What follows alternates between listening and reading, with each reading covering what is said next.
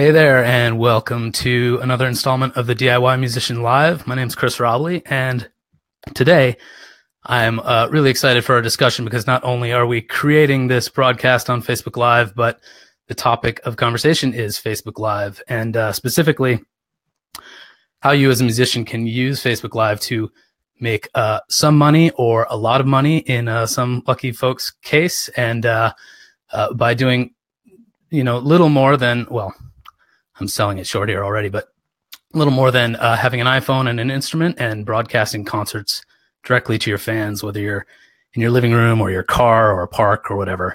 And we have an awesome guest today, Dawn Beyer, who's going to be talking about how she did just that. She made, I think, more than $75,000 in 2016 and more than $100,000 on Facebook Live in 2017. She's a Nashville-based country singer-songwriter. And she's going to tell us about her strategy for that. But before I bring her on, I just want to say, if you're out there watching, say hey.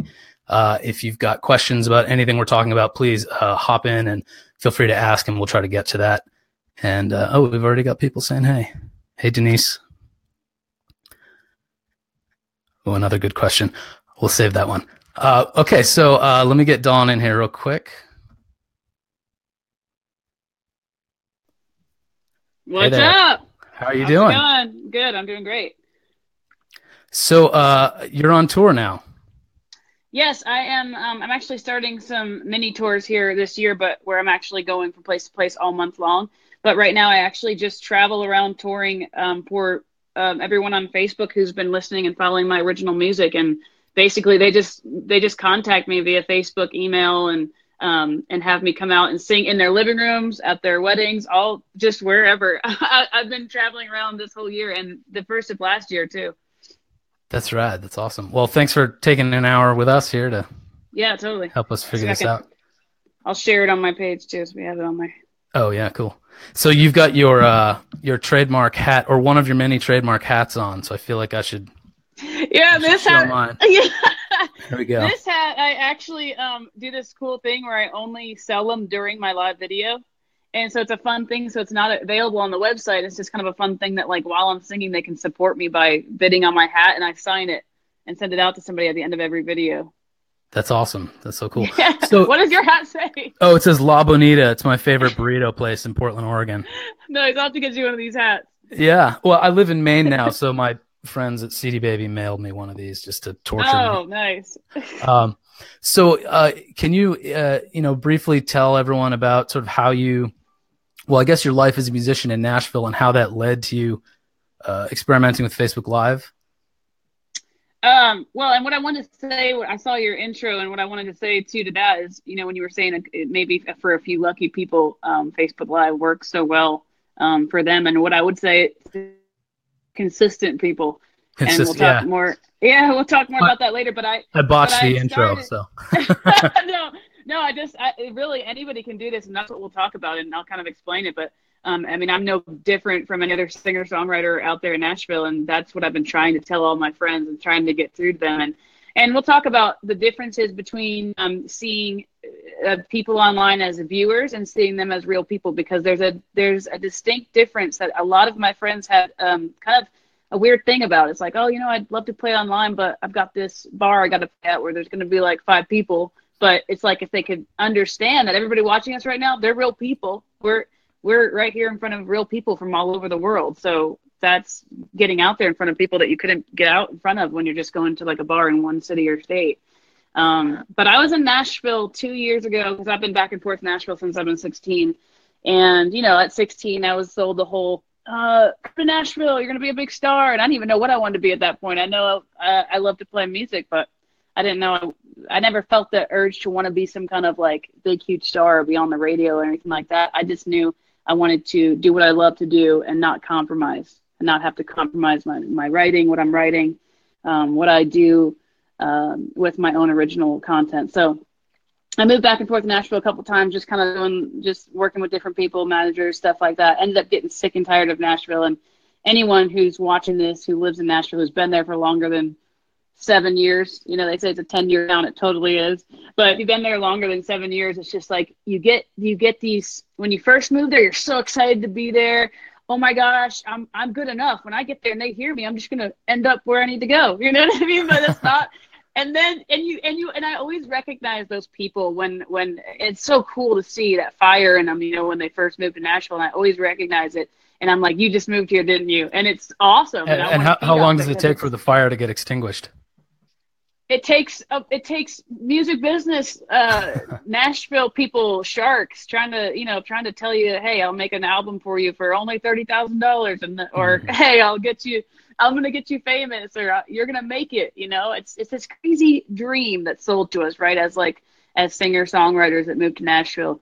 But the thing about it is it's so different now. It's just so different than just going and getting a record deal or knocking on record label doors. And everybody watching that knows that there's so much more to it now that we have all these online outlets. But when I was there, I stayed away from Broadway when I lived in Nashville because I was told, stay away from Broadway. The record label people, they don't want to see you on Broadway. And at the time, I didn't even know if I wanted a label deal. I was just like, okay, well, I guess I'll listen to my manager and not be on Broadway. Can Then, I interrupt you for a second? Just yeah. to, for anyone that's not in Nashville or hasn't been there, you'll probably describe it a lot better than I can. But Broadway is this long strip of music clubs and bars where bands play mostly covers or entirely covers, right? And for long, Unless you can talk people into wanting to hear your own songs. right, and for long periods of time, right? They're super long, grinding It's gigs. 4 hours at a time, no breaks, and you normally are going to do like doubles because the base pay is nothing, and you just make tips. Huh. Yeah. So somehow that led you to Facebook, right? So what happened was I got to the point where I was working office jobs all the time and just still working on my music, being in Nashville, and there's so many of us there that everybody just wants to give you the opportunity and the exposure. No one wants to pay you to play there. And it's all about the exposure. And it's really, it turns out to be this funny thing because it's like, okay, I'm done playing for the exposure. You know what I mean? I need to start making money. So I would work office jobs until I got so tired of it where I was like, I can't do this. I can't be sitting here in this office space knowing I could be playing music somewhere and I'm in Nashville. That's what I'm here for. So finally I just broke down and played Broadway my first time, made pretty good tips. So decided I was going to go all in and just play Broadway to pay my rent and stuff. And so I did that and had to play so often that I lost my voice singing too much. It's really hard on you. And it's really hard on your voice. And I lost my voice and then was just like, I literally came home that same night. Like, I don't know what to do with this anymore. I can't do it this way. I got to find a different way to get my music out there because any artist, we want to get our stuff heard. We want to get our stuff seen. That's why we make it, and create it so we can touch someone else with it. And so I was like, I got to think of something else. And I'm telling you, that same night, I get on my Facebook and I'm just like on Facebook. And I didn't even use Facebook that much at the time and didn't even know anything about a music page or how to create one, nothing like that. I had just a personal page and shared stupid, random, like personal photos. So I got on Facebook and I see this go live button. And I'm like, right then, it just came to me. I'm like, well, if I'm on Broadway playing for tips, why don't I just go live on Facebook and play for tips? And then I started to think, okay, how do I get a tip jar? How would that work?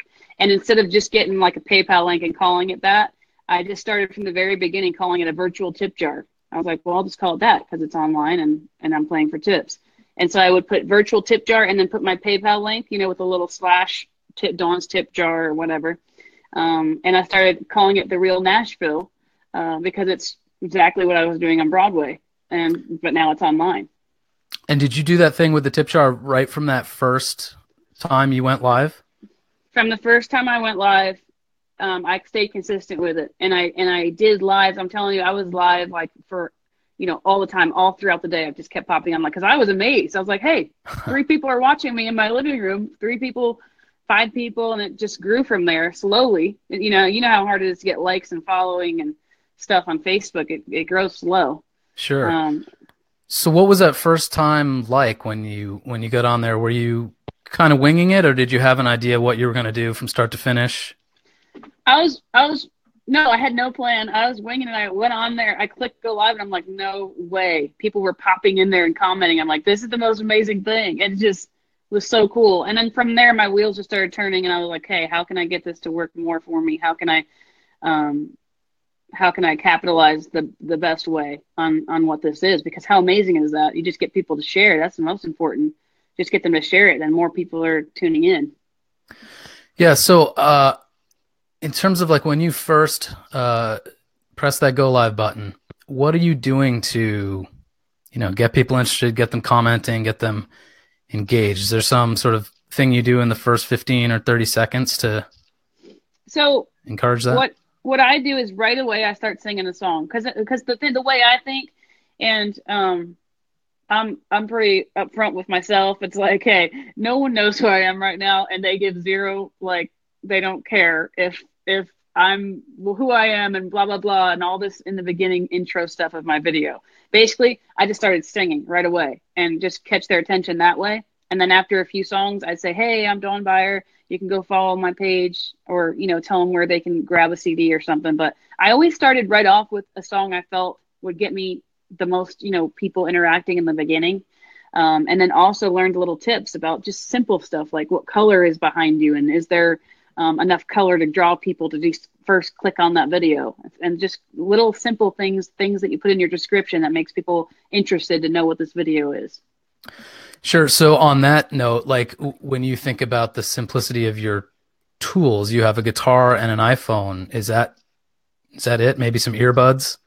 So for me, I didn't know. I've tried every different, and I talk more about this in the program that I created, but I've tried every different thing you can use to connect to your iPhone: lights, mics, different, things to connect, and better video and stuff. And I've just come back to the iPhone itself. And I don't know how it works with other smartphones, but I found that with things you plug into it and stuff like that, it doesn't end up sounding as good to me. So I just go back to the iPhone by itself. It also seems like when you're just keeping things that simple, you're apt to do it more. There's less to set up and all that stuff. So yeah, and in the beginning, I was so broke. I mean, I had no money to go buy anything to add. So I literally was holding my iPhone up. I'd stack up a couple cans of green beans and some books and just set my iPhone up where you could see me. Like right now, I have a tripod, and I've had a few tripods since then. But I was going to ask you about that. Yeah. Yeah, but I would just put it up on. I told people all the time, like, if you could see the behind the scenes of this right now, you would just crack up at how I have to keep this phone sitting up. I'd go in the shack outside, like, of my cabin. I'd go in the little storage part and say live, live in the storage building, or just crazy stuff that makes people want to click it, and then it worked. Yeah. So I noticed when I've watched yours, I feel like all of them, or maybe all of them, are shot so it's this way as opposed to this way, landscape versus portrait or whatever. So do you have kind of a thought out theory on that for you, or what works better? Because I know I've heard adamant arguments on both sides.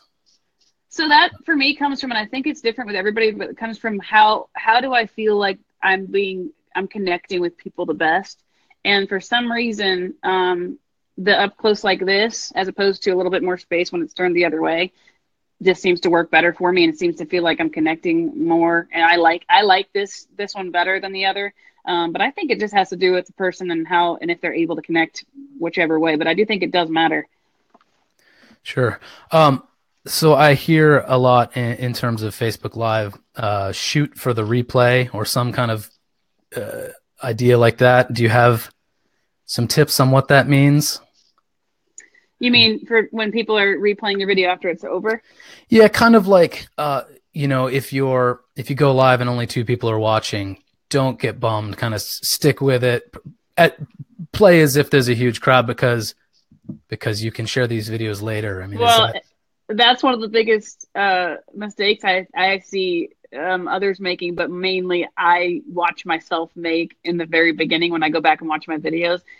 Is that these videos, when they stop being live, they're a video now. Like, they're a video like any video you would share. And what's so interesting is you'll see so many people going live, they're sitting there playing with their hair, playing with their guitar, blah, blah, blah, waiting for some people to come in. And it's so awkward when you watch it back. And I have so many like that too. And that's why it's the best. I'm the best person to teach this program, because I've made every mistake you could possibly make with Facebook Live. And you can go and see me have me make all these mistakes. But you're just, or I come on and I'm just like, oh, cool, I'm just going to hang out, wait for people to come. Well, then all your replay audience is gone because they're clicking to Facebook is so quick. The world is so quick now. Online, everything's so quick. There's something new to watch every other second. And to keep the attention, if you click on a video and it's just a lot of waiting around the beginning, chances are they're going to click away and you're not going to get that view anyway. Right. So did you, if you had a broadcast where you were like, that was, whatever, I had a mistake, that was embarrassing. Do you leave it up because there might be something endearing about that?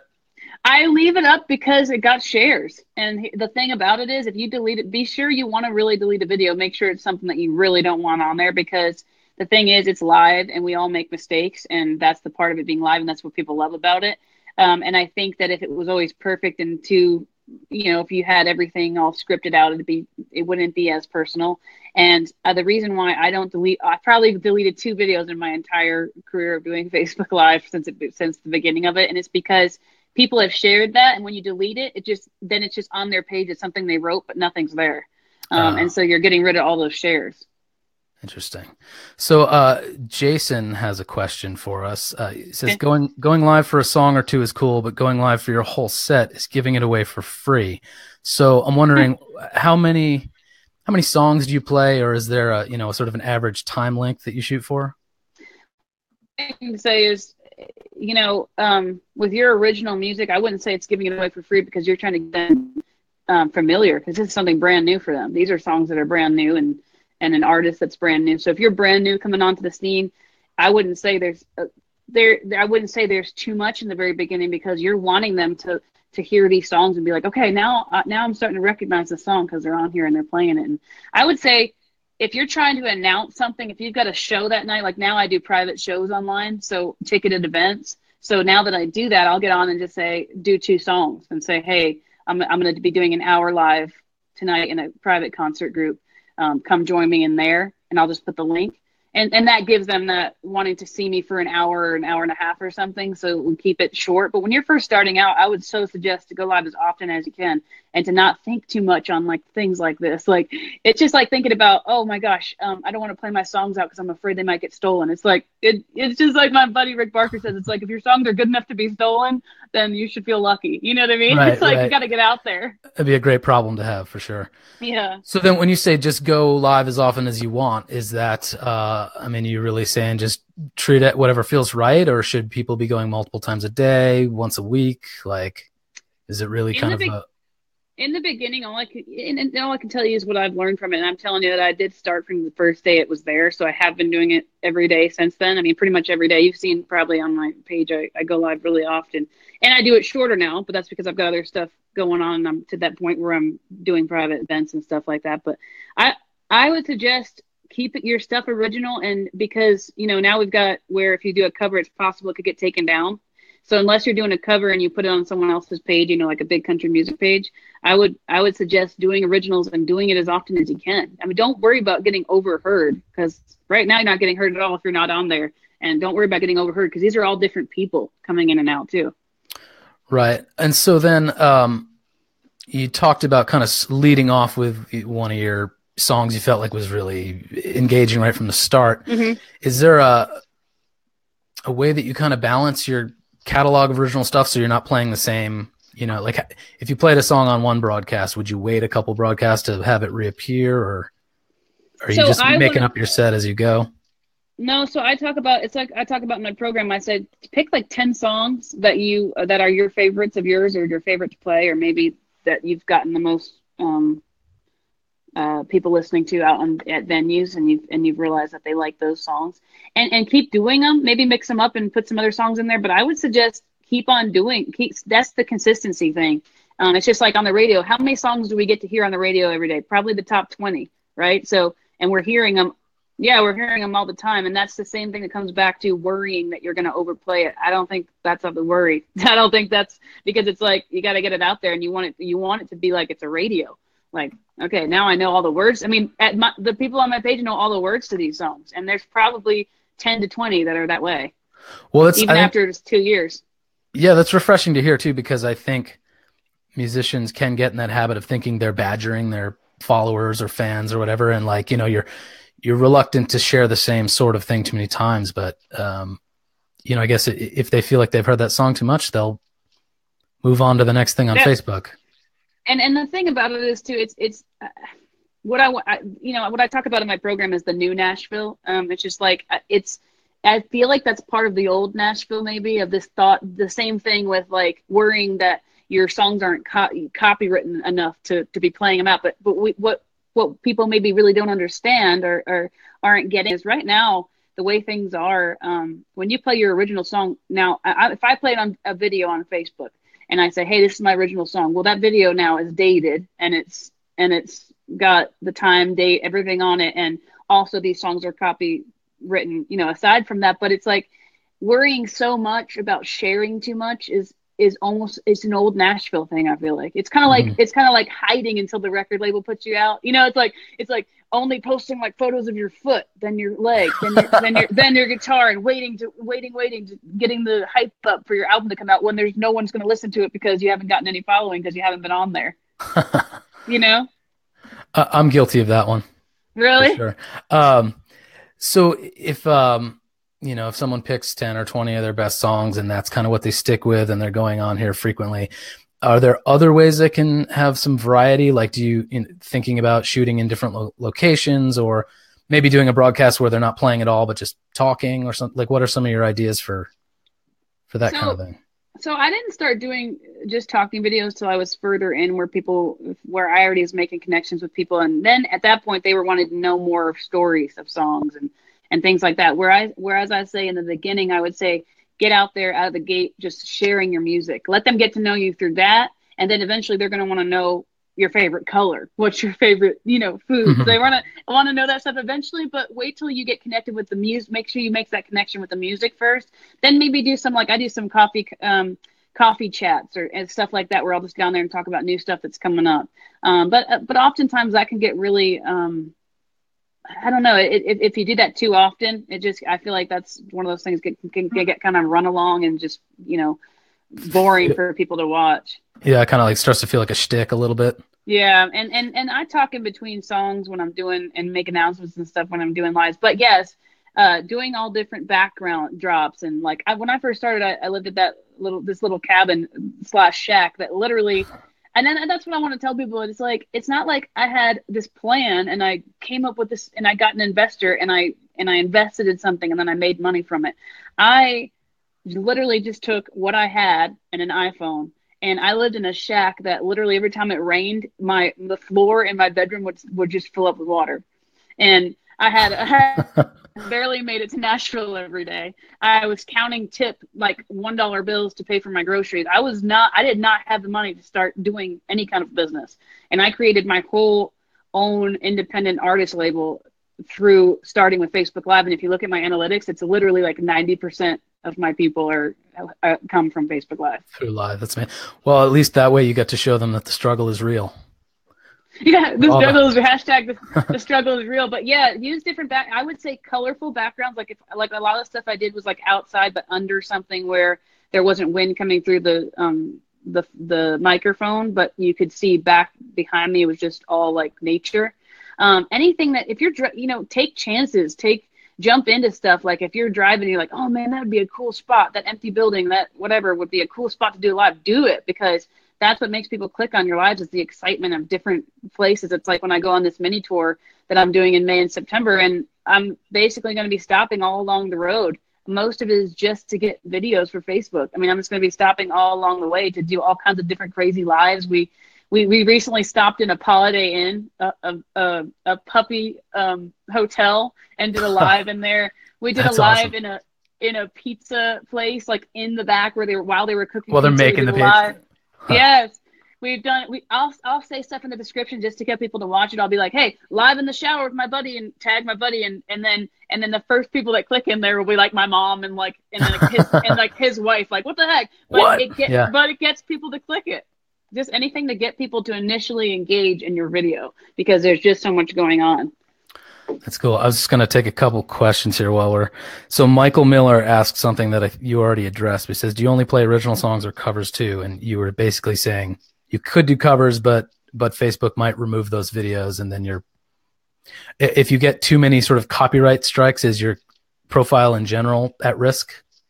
Well, see, I didn't know this in the very beginning when I started, and I did mix in cover songs with my original songs. But the thing about it is, from what I know about Facebook now, and a lot of my friends getting their videos taken down, it's just not worth doing covers on your music page just because you feel like that's going to grab the audience. Maybe I think that your original music is what's going to grab your core audience. That's going to be your, your promoters, your sponsors, really, like the people that are supporting you. And the covers, what you want to do with covers, and we talk more about this in the program that I just created that we're going to be launching this week. But the covers, you want to get those on the big pages, like a page that's not yours, that has rights to be able to do that. There's big country music pages or whatever kind of music you play, and you message them and you just keep messaging them and don't take no for an answer and keep sending them cover songs until they share one, because that's what happened to me. That got my initial first following on my music page was one of my videos got shared and got a lot of views. And it takes making connections with these big pages, getting them to share the single cover songs, and only doing original stuff on your music page. And so, like, in that regard, you're shooting the video not live, and then they would upload it to their own Facebook page. Single song videos, and then they tag your name. So as soon as someone, and we talk more about this too, is content and updated content. Like if you get, let's just say, like, have your ducks in a row, at least a little bit, be prepared for, in the music business, you can't ever get all your ducks in a row. It's like I say, like the ducks will get in a row eventually as you go, but they keep making more ducks too. Yeah, no, exactly. And that's the thing, especially with all this internet stuff. But what you want to do is be prepared for what you want to happen, because what you want to happen when you get one of these paid cover song is you want to get a crap ton of views, and you want them to click on your page and you want them to come follow you. But what happens when they do that? And one, you didn't even set up a music page. So all they can do is send you a friend request, and you can only get 5,000 of them. And then you just got a bunch of personal stuff on your page that they were really not yet interested in.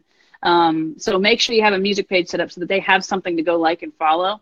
And another part of being prepared is updated content. Because if they go to your page and nothing's happening, it's like, well, I guess they just had this one cover song, and there's nothing to buy, there's nothing to see, there's no show that's posted up or tour date. So be prepared for what you want to happen. It's like my friend Mike told me, it's like dress for the job that you want. Like every day you're planning on what you want to happen. So if you want to get a bunch of views, and what if that happened, are you prepared for that on your page? Right. So you answered a question I was going to ask you, but I think I might ask it again. You're recommending to set up a music page and make the broadcast from there. But I hear from a lot of sort of singer-songwriters who are performing under their same, given name that they have a personal profile for. And when they go, they start a Facebook Live broadcast from their page, and there aren't that many people watching, and then they feel like their reach is limited because of blah, blah, blah. They kind of veer back to doing it from their personal profile, I think, and feel like there's more initial reach. Is that a bad idea? What I did was I went back and forth. So what I did was to get my people from my personal page over to the music page when I first started it, is I would literally go on my personal page, sing one song, or do like 30 seconds to 60 seconds, and then say, hey guys, please click this link, go over to my music page if you want to continue to watch me go live. Click on my music page. I'm going to be live there right after this. And then I would go right over to my music page and do a longer live. But keeping them bouncing over and always saying, never doing really long lives on your private page. It's always saying, hey, if you want to watch more of these, please go over to my music page, because I'm eventually going to stop doing lives on this page. I'd love for you guys to come over to my music page and put the music page in there. That's a good idea. So earlier you were talking about the virtual tip jar. Can you talk maybe a little bit about just technically what that is? It's a PayPal link? So I have two now, because you'll find I feel that a lot of us trust PayPal. We just do because we know it, and then there's other things that you can also use, but a lot of people don't have PayPal and don't want to set up a PayPal just to go and hit your tip jar. So what I've done is on Squarespace, which is what I use. It's a simple, easy, I'm not much of a tech girl, and it's a simple, easy website to use and to build your stuff on. And I set up just a little tip jar, like you take a photo and put a tip jar over it, overlay a tip jar over it so it looks like a photo of you in a tip jar. And post that as a way for people. What it does is it posts up as like a donation button kind of, but it looks like a tip jar. So when you click it, they can put whatever they want in there. And then that way they can use their credit card, they can use whatever, they don't have to go through PayPal. And then I also post up like a PayPal.me link. And the reason I say PayPal.me is because you want to be able to name it something that's fun, something that has to do with a tip jar. You don't want just to be like, Chris's PayPal. You know what I mean? You want it to be something like Dawn Byers, I don't know, something fun, like tip jar Tip Jar John, or I don't know, but Uh-huh. yeah, you want to do something. The main thing is perception when it comes to, and we all know this. It's like when people get online and they ask for money. Saying money, even in general, like, hey, give me money, it just sounds so uh I don't know, it doesn't make you want to, it doesn't make anybody want to. It sounds like a stick up in a way. No, because what we're getting as musicians and as artists sharing our gift online, what we want is support. If you're in this business because you want to make money, I don't think this would be the right business for you. You know what I mean? I mean, the main thing to focus on is sharing your art. That's what we are really passionate about. It has nothing to do with how much money can we make. It has to do with, for me, it's making a living doing what I love. You know what I mean? And Right. not having to work these extra jobs and things. And that it was always about the music though, and that's what it has to, in the core has to be about, is what is your art, and being about that, and being about not compromising and making a way for yourself, which is what I did here. I mean, I've had so many labels tell me I need to lose weight. Like, I've had people tell me to cut a piece out of the pie, literally said that to me, and I just look at them and I go, thanks for coming out. Like I've had people tell me that I'm a great singer, but I need to take off the hat. I'm a great singer, but I need to wear makeup. I'm a great singer, but I should change my songs to more poppy country. And I say, I, I don't say cuss words on here, but yeah, what the heck? I and I just was, I never was that person to want to compromise myself to be successful in what I do. But I knew that I was always going to write songs and I was always going to play music. So then what? Well, then I just paved my own way, and now it's here.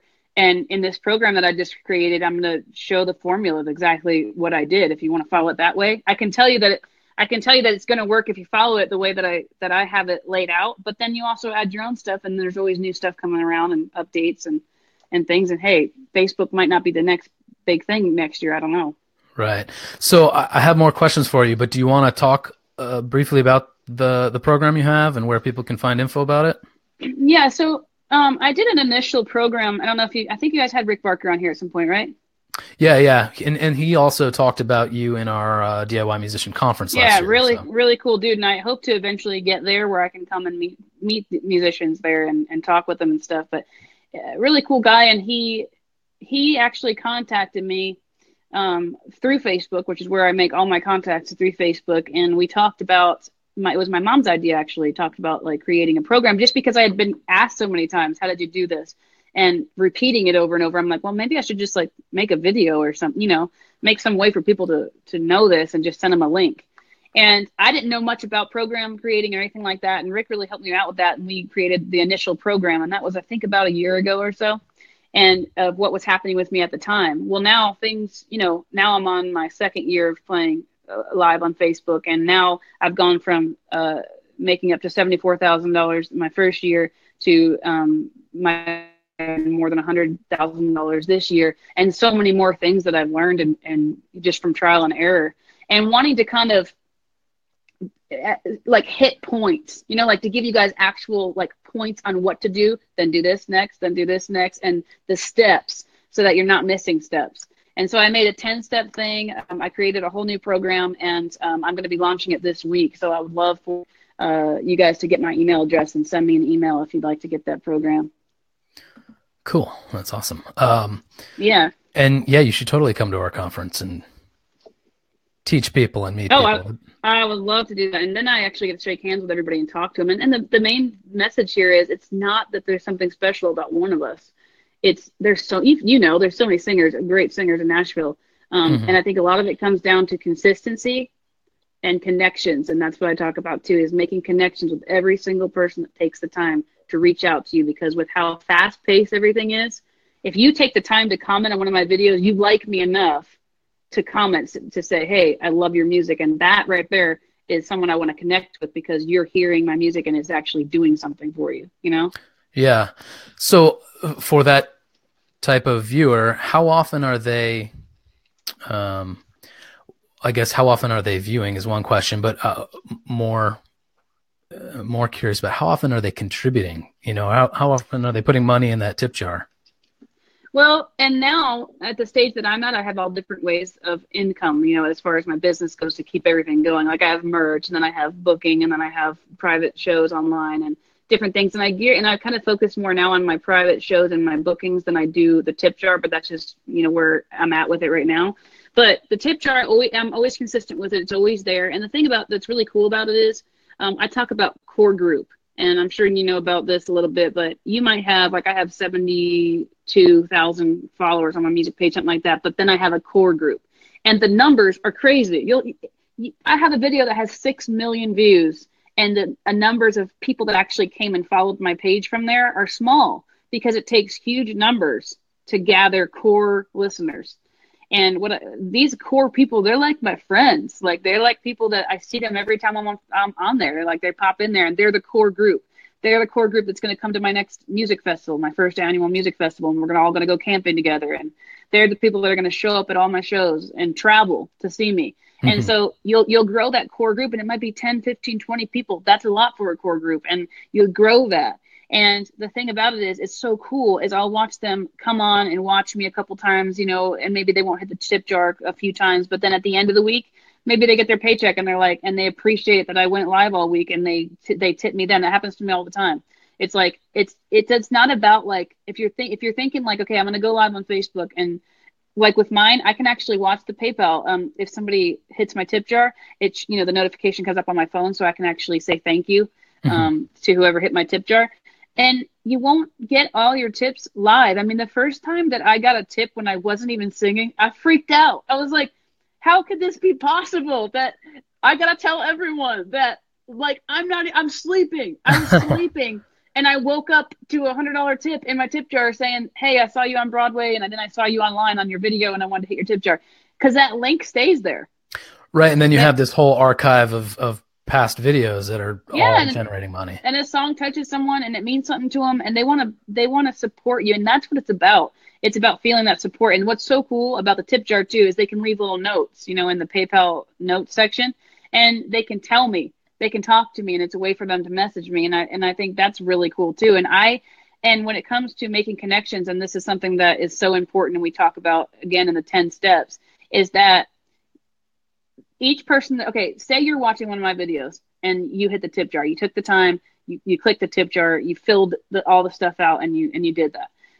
And you don't get a message back from me. You don't get any message at all. Like, that feels really weird. I've done it for one of my friends and didn't get a response. And I was like, and that's what happened to me, because I try to keep up with everybody. I try to message back, and I do it personal every time. And it doesn't take that long. You know what I mean? It's not like it takes forever. If you take 2 hours every day at a coffee shop, or you take 3 hours every week at a coffee shop, you can sit there and respond to every email yourself, and you can get back to everybody. And the thing about connecting, you want to thank every single person personally. And I think it's so important. And I can tell you, as much as mine's grown, I'm still doing it. So it's possible to do it. And you want to thank every person personally. Thanks for hitting my tip jar, because that matters. I mean, if you give money to somebody to support them and they say nothing to you, it feels kind of weird.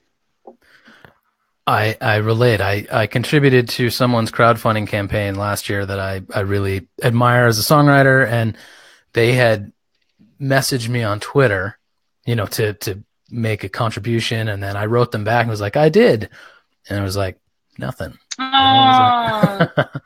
So yeah, that's the thing. It doesn't even matter if it's $2, $5, whatever it is. It's right. Like it might be all they had. And it's support is what they're giving you. They're telling you, I believe in what you're doing, keep doing it. And that's what matters. Yeah. So once you're finished with a particular broadcast, like, what are some of the things you do to promote it and give it some new life? Like, do you download it, download the video and put it on YouTube, or do you do targeted promotion, paid promotion on Facebook to get it to people beyond your existing followers? Sometimes I'll do giveaways and things like that. I'll be like, after it's over, I'll say something, I'll change the description, because you can change the description of the video after it's over, which is really helpful, because sometimes when you're live, you want to get a certain thing out there that maybe doesn't make sense after you're live. And you can change the description. And what I do is I just capitalize, please share this. You know what I mean? I don't make it about please tip me, please tip me, please tip me. It's the biggest thing is please support this. Please share this, because the more people I have on my page, the more people I have to make a record for, so I have a reason to make a record. And just please share this. And if you share it, comment, let me know that you shared it. Maybe I ask them to let me know they shared it by just commenting and saying shared. And I do something with that. Like, I take all the names that have shared, and I do like a live hat drawing for like a t-shirt or something. So anything like that would be cool. And live drawings are so much fun, and we all love that. We love that we get a chance to maybe win something. It's like I do the same thing with Tip Jar. When I first started, it was like every single person that hit the tip jar, it doesn't matter if it was $1 or $100, went into the hat, and then we did a live drawing for a T-shirt. That's cool.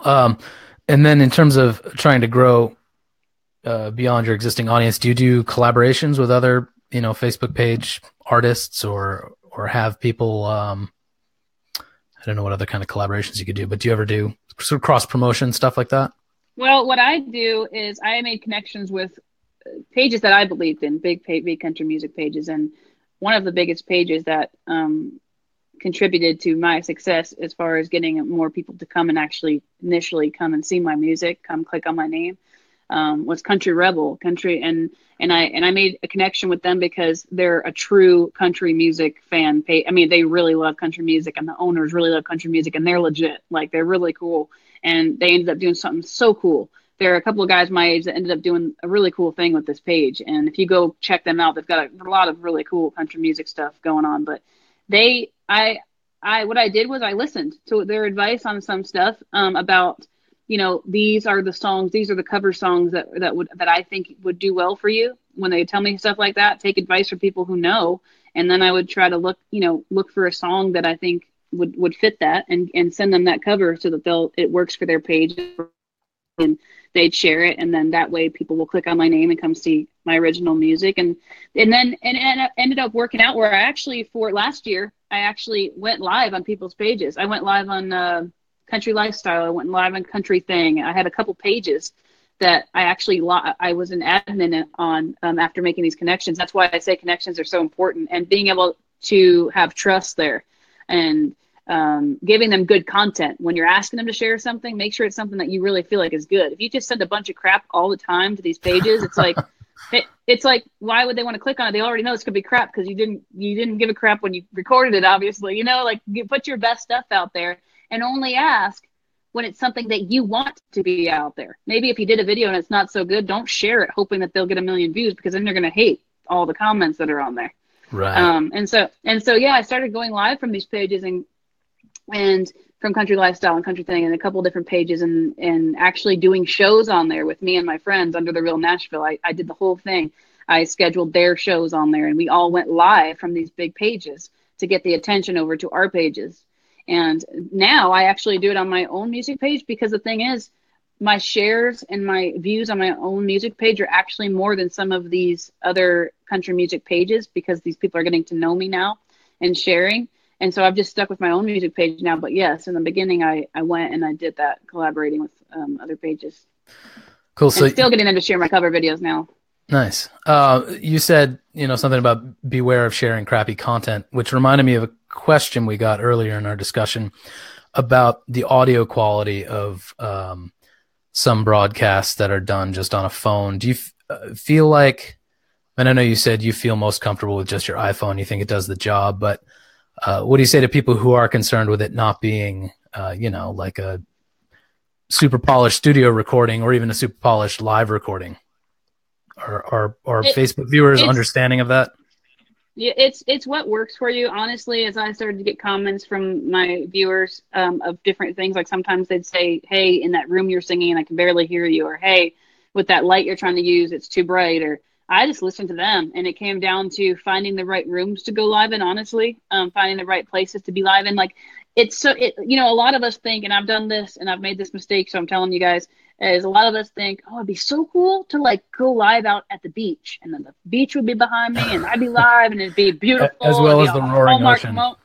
It'd be a Hallmark moment, yeah. But the little bit of, just the tiniest bit of wind on a live video can be so distracting, and I've tried every kind of windscreen and stuff like that. And if you're going to do something outside, you got to have something covering like where you're singing. So if you can find something where there's a really cool view in the back, but you're covered with something, but just be thinking about all that stuff, and all you can do is listen to your listeners, and where they're all going to be different. Maybe something works for me that doesn't work for you, and something that works for you doesn't work for me. Listen to your audience when they're saying, hey, when you do this, I can't really hear it. Watch your numbers, because what you'll find is if it's a distracting video, if it's a loud video, if it's not working, your numbers will go down quick, and you'll realize that something's probably wrong with your feed or something. So yeah, that leads me to another question I had.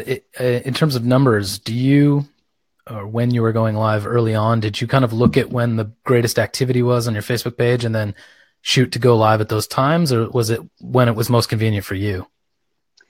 I did do all of this. I've gone through looking at analytics and kind of looking at what times to go live, and then there's the like just when I'm feeling it the most and I have the energy to want to be connecting with people and people feel it.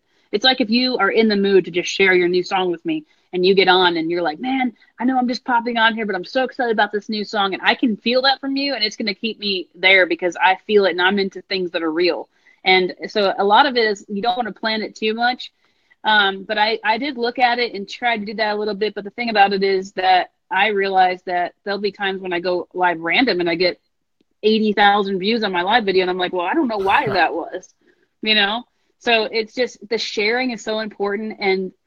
And starting out with singing and not starting out going, hey guys. I mean, I do it now and I just kick myself all the time. Like, okay, I'm talking way too much. I'm just getting too comfortable talking now. But, it started out just go into a song and do a couple songs before you ask them for anything. I mean, you're wanting to show them what you have so that they want to support you, right? So what's your product? What do you have? Well, I have these songs. Then I sing them and then I say, hey guys, please share this if you believe in my music, what I'm doing, because I'm independent 100%.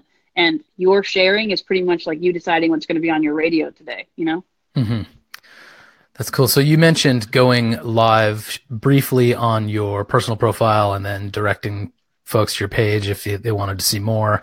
Are you also doing, social blasts on Instagram and Twitter and email newsletters and all that stuff uh, is it kind of like a general notification that people should just follow you on Facebook for this, or are you doing blasts for every time you go live?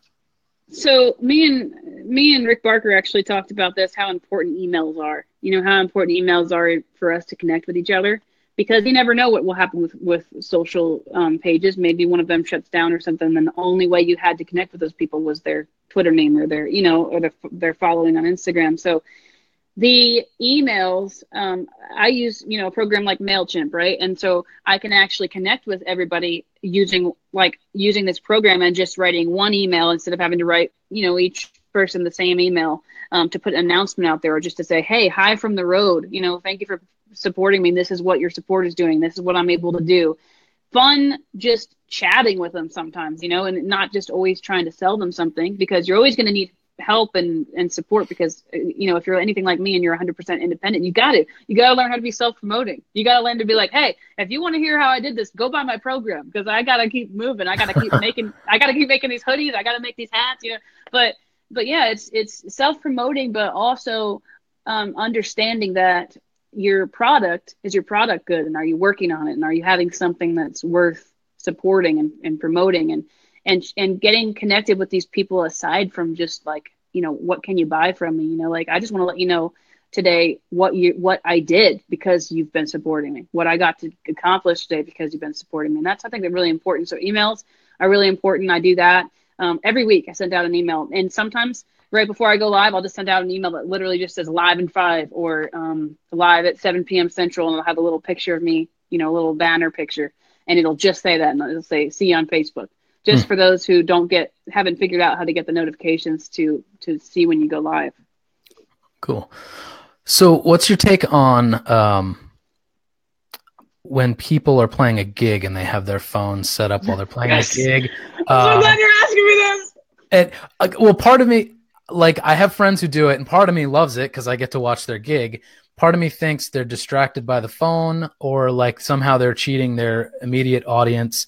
Mm-hmm. Especially when it's, it's one thing for like a bar room gig, but if it's like a house concert, then I really feel like there's some strange tension between, the out there audience online and the very close. Anyways, what's your take on that? I can't wait to answer. I am really listening to you, but I also cannot wait to answer this because this is the one thing I have in my 10 steps. It's the number 10. It's focus on one audience is what I call it. And I can tell you because I've done it and I've seen the numbers and and I don't think I've once gotten a virtual tip jar hit during a live video at an actual bar, like maybe one or two, but just by like a core listener that's been watching me for a while. So here's the thing, the splitting your attention. Yeah. You're there to entertain this audience in the venue. and then you're also looking at your phone trying to entertain this audience that's online. It can be felt. I think there's a huge disconnect there.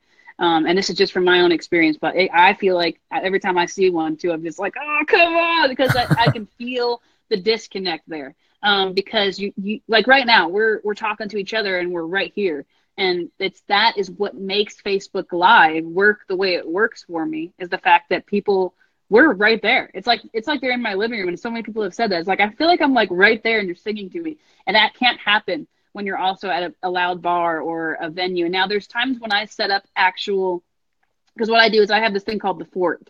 And I call everybody in there my Fort monkeys. And it's just basically my core group, and it's private little concerts that I do in there and fun things. And so I'll do stuff like, hey, grab a ticket to our on the road, inside on the road.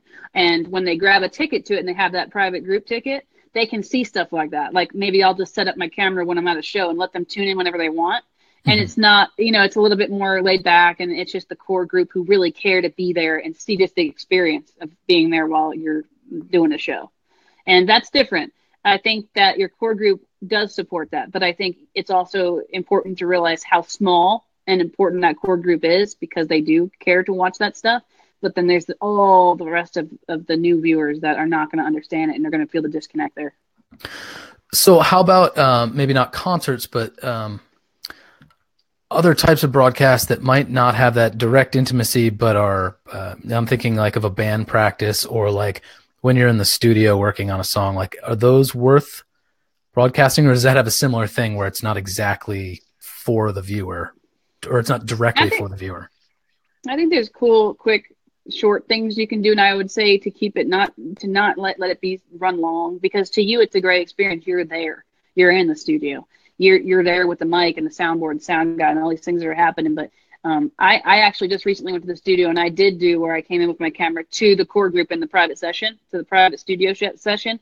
And the reason I did that was because I still feel like there's a disconnect there. And it's different if you're saying, hey, the band's rehearsed and come in and watch, and you've got one of those. There's a really cool thing that I just bought actually, and I cannot remember the name of it. You probably know what I'm talking about. You hold it and you can move it around, and it's a tripod that makes it where it's not shaky. And right.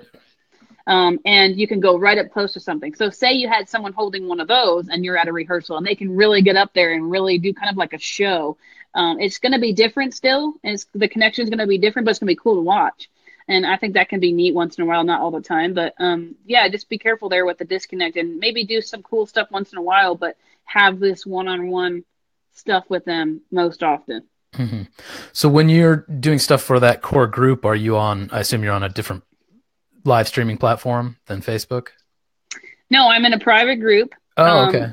So, and I talk more about that. It's actually one of the 10 things. It's I think number 9 on my list of most important things about this is when you get to the point where you've been doing lives a lot on your Facebook and you have that core group, they want to see more of you, and even more of you than you're already doing on Facebook Live, and make that available to them by making ticketed events. Make that intimate, because when I first started, I had like 5, 10, 15 listeners, every day. And I still have that 5, 10, 15, 20 listeners who want to see me in that same way. So give them the chance to do that by just buying a ticket to a private group where only a certain amount of people are allowed in there.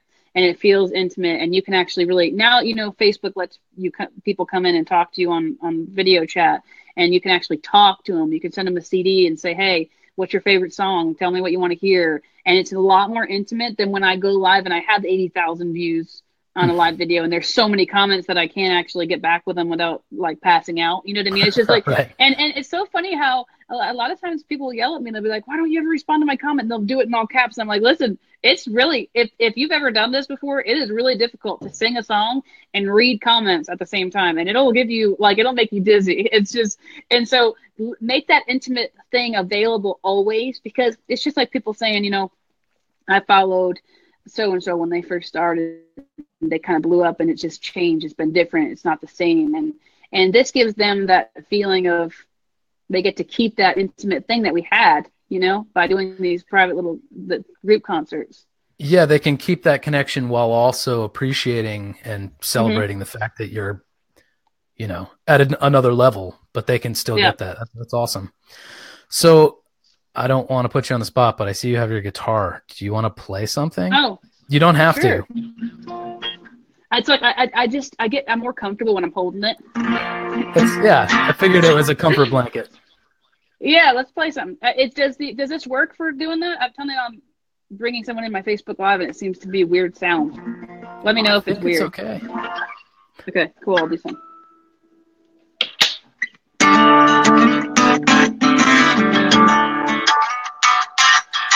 I don't know what this is, but I like it. I don't know where it's going, but I'm in. It feels so good, so why would I fight it? Go ahead and put your hands back on my skin. I don't want to miss a chance at living. Oh, the way you love me makes me come alive. So it's worth all the chances I'm taking, just to say that come here, look there in your eyes. So I'm giving in, I'm giving up, and I might not win your love, but I'll test my love. And I'm letting go of overthinking. If this boat don't float, baby, I don't mind sinking. I'm holding on tight to take this hold for a while. Don't forget to share this, guys. That's awesome. It was doing a little compression on the guitar, but it didn't matter at all. Your voice is so good. Yeah. It's the earbuds. They work great for listening, but they're weird to sing in. No, the voice was coming across great. That was awesome. Do you want to tell everyone about maybe what's next for you and album preparations or touring, any of that kind of stuff? So in the program that I created, I talk about, because it's part of being someone who's like, hey, I have a program I created. If I'm going to click on someone's program and buy it, like, I'm going to want to know, well, what did you do that was cool that I'm going to want to do? You know what I mean? So part of it is sharing my story, and I do that. And it's sharing how I literally went from counting dollar bills to where I am now. I didn't even think, I thought it'd be like 10 years before I had a new car, you guys. Like, I'm telling you, I mean, seriously, it feels like that. And when you're downtown, you see it's the same thing with all your friends. It's like, we're all just buying $1,200, $1,500 cars. They're breaking down. We're trying to get a new car because that one's broken. Like, and just never thought that would happen for me. Never thought I'd have my own place, where I don't have to share, a house full of rooms of musicians and all of us sharing couches. And, like, I never thought that it would be that soon for me. And I didn't focus on, I just want to have a new car. I focused on, I want to get my music out to as many people as possible and make a living doing it. And now I have these things, and I'm traveling around, and I'm literally traveling the world, enjoying life. And that's the thing. It's like I say, I live for a living, and how cool is that? And it's not that I'm special, it's that I'm consistent. And I tell you that as being humble to the fact that this happened to me in 2 years. I know for a fact that the one thing I can tell you is I was consistent, and I just kept on, even if there were 5 people watching, even if there's 20 people watching. Just keep being consistent and connect with people, and if you don't care, it's going to show. If you don't care, then you're out of luck, because these people are caring about you, and you're bringing something to them, and this is real connections that you're making. And just be real and be honest and share your stories. And that's so for me, the next thing is I'm actually making a full band, full length, fully produced album myself under my label. And I'm gonna be doing a full, like, 15 song album, and it's so cool because everyone that is on my page, my core group that we were talking about, all actually pick the tracks. It's so cool. Every track that I do is underneath it's going to say brought to you by and their name. Nice. And they actually picked the order and everything of the tracks on my album. I've got a mini tour coming up, Live in Your Living Room. So we're actually going to be touring from Tennessee all the way up to Maine, all the states. Me and my buddy Mike Fling are going to be touring. Well, we're going to actually be towing a 5x8 trailer behind my Toyota Corolla, if you can believe that. So we'll definitely be videoing that. But it's brand new, so that's good. Yeah, we're going to be doing a mini tour where we're going to go in living rooms, and we're going to have hosts. So basically, everyone that's been listening to me, all my core listeners, are going to host these living room lives. So we're going to go in, bring everything, set up everything, and do a live in your living room just like we are right now. And then make it available for anybody in the area that wants to really come in and just sit and really listen to the music. So it's going to be such a cool and new thing that's never been done before as far as a live in your living room tour. So we're going to do that. We've got the album coming out, and then I've got this program that I'm launching this week. So a lot's going on here, and I'm actually going to be traveling to British Columbia and a bunch of other places the next couple months. Nice. That's exciting. So if someone wants to find you, what are the websites they should go to? And you said your course is going to be out later this week, right? Like, I'm going to be launching it hopefully by the end of this weekend. And the way to contact me is, well, maybe we can put my email address. It's dawn@therealnashville.com.